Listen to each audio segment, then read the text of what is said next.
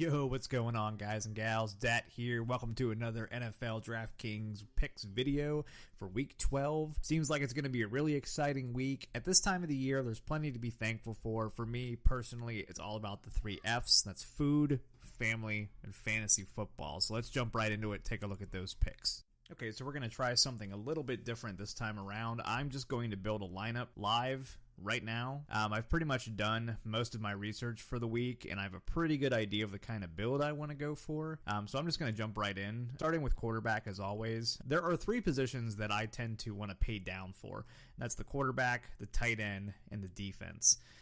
So quarterbacks, as far as this week, I know the chalk plays are going to be Russell Wilson and Tom Brady. They both have really good matchups, and they're priced pretty heavily, so I think I want to save the salary and kind of move down a little bit into this lower $6,000 to $5,000 range. The guys that are really jumping out at me are Andy Dalton versus the Browns and Marcus Mariota versus the Colts. Both have really good matchups. Both are in the right price range that I'm looking for. Andy Dalton had a really good game the last time they played Cleveland. He threw for 286 yards, 4 touchdowns. He did have a fumble, but other than that fumble, it was a monster game for Andy Dalton. Put up 29.34 DraftKings points. But that's just not the most consistent number. I mean, that's the highest total he's had all year.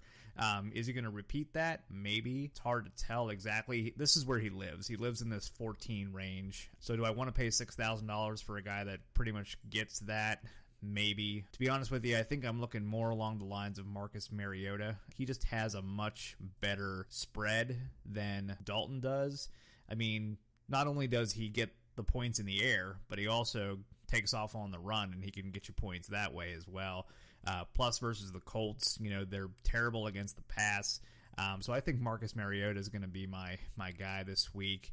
Okay, so moving on to the running back position here. Like I said before, running backs and wide receivers are the 2 positions that I typically like to pay up for. It's where I really want to spread my salary out to. Looking at what I have available to me on the higher tier, the top tier guys, again, I have to go back to the well and stick with Mark Ingram.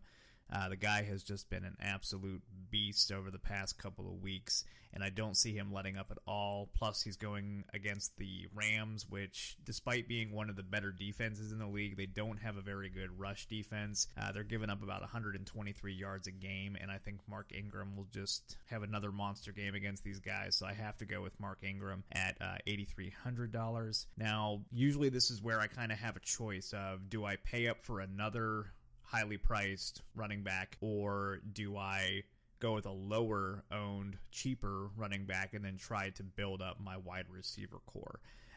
You can go either way with it. For the purposes of this video, I'm just going to stick with the wide receiver core strengthening.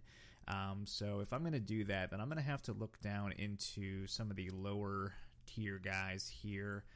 And I think a real sneaky GPP play is going to be J.D. McKissic at $3,700. Let's see here. With Mike Davis going down with an injury and Procise on injury reserve, the only options left to the Seahawks at running back is McKissic, Lacey, and Rawls. Now, Lacey is just a waste. I don't expect him to get any kind of volume whatsoever. Even when he's healthy, they don't seem too interested in playing him. Now, McKissic is the pass catcher of the 2 backs that are left, and that's where we want to chase those points, because he's getting 6, 5, 3 targets over the past 3 weeks, so that's what we want to go for. So I think I'm going to plug in J.D. McKissic as the lower owned, cheaper running back for the week. Okay, so now we're in a position to pay up for the wide receiver core in our lineup. We went with a lower priced running back, so this gives us that opportunity. Now, looking at my options here, obviously there are ones that stand out to me right away, such as AJ Green and Julio Jones. Julio Jones, I'm not going to lie, he kind of scares me, especially when I play him. I don't know if I'm cursed or what the deal is, but every time I play Julio Jones, Matt Ryan decides to throw to Mohamed Sanu, and it's either that or Jones gets hurt like midway through the second quarter and ends up leaving the game, and, I'm pretty much stuck in the mud. So I'm not going to go with Julio Jones. Also, I think a lot of people are going to be on him this week because of the matchup against the Bucs. Obviously, they don't have a very good secondary. So I think a lot of people are going to be on Julio Jones. I'm not going to take that route. I'm going to go with A.J. Green versus the Browns. When they played the last time, he got 5 receptions for 7 targets, got a touchdown. Even without the touchdown, he put up about 12 points. Nothing amazing, but I think out of all of the wide receivers on the slate, I think that AJ has the most upside. So I'm going to stick to my guns, go with my gut, and go with AJ Green. And then I still want to pay up for another wide receiver. This is like where the meat and potatoes of my lineup is going to be. This is where I expect most of my points to come from. And if I had to go with another high-priced wide receiver, I think I'm going to go with Brandon Cooks. He is just like, his payload is just increased exponentially over the past couple of weeks. He had 8 targets versus the Chargers, 11 targets versus Denver, 9 targets versus Oakland, and now they're going up against Miami, who does not have a good secondary by any means. And I expect him to have a really good game as well. If Tom Brady can get that ball deep, which I'm sure he can, I think that Brandon Cooks is going to have another really good game this week as well. So Brandon Cooks is going to join our lineup as well. And then for the last wide receiver, I always like to stack my quarterback with one of their wide receivers. It's always been a legitimate strategy when it comes to these contests. And out of all the Titans wide receiver options, I think there's no question that Rashard Matthews is going to be the best option. He's just been the most consistent, and he is getting the most targets out of everybody on that field. He does play the majority of the snaps.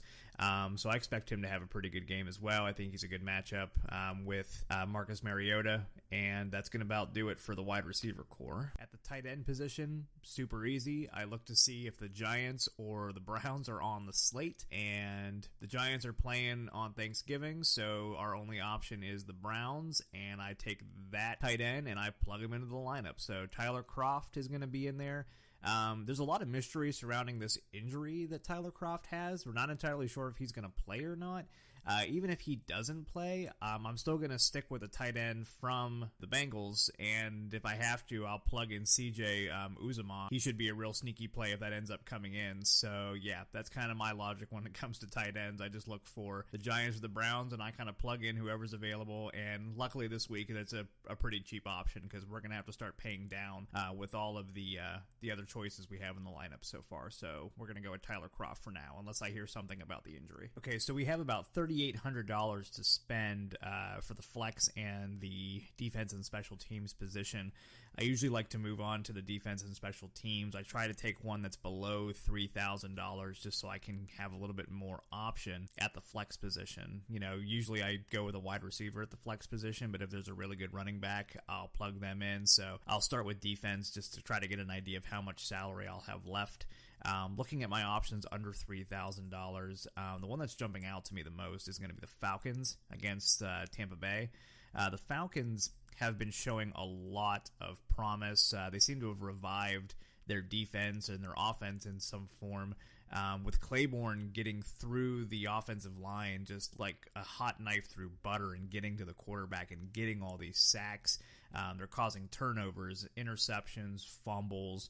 I really like the Falcons at under $3,000, so I think they're going to be the ones that I plug into the lineup. I do have the option of paying up for some of the more chalk plays at defense, like the Bengals or the Eagles or the Patriots, but like I said, typically in GPPs, I like to pay down for defense, so I think I'm going to go with the Falcons here. Okay, so that leaves us about $4,700 to spend on the flex position. That's not bad at all. That should give me a pretty good amount of options here. Let me just see what we got.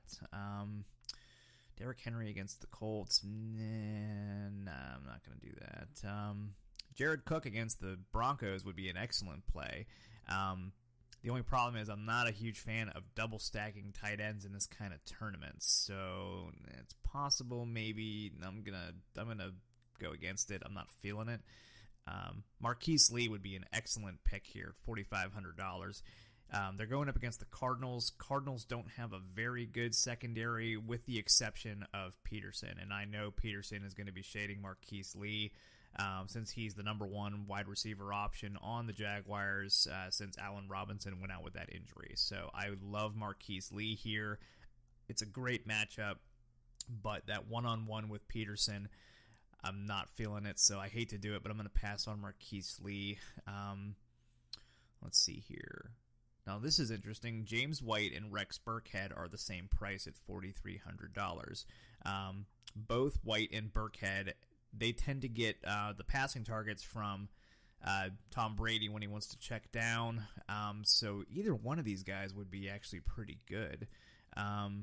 Over the past couple of games, though, it looks like Burkhead has been outshining James White a little bit more. Like, he got 6 targets in week 11 and 3 targets in week 10. It's not a bad play. I know that Miami's defense, in terms of their run game, just got bulldozed by the Panthers a couple of weeks ago. So unless they tightened up the screws, it's going to be a pretty good matchup here against New England. And I do expect the Patriots to get up early and stay up. So that means they're going to be feeding the ball to the running backs quite a bit.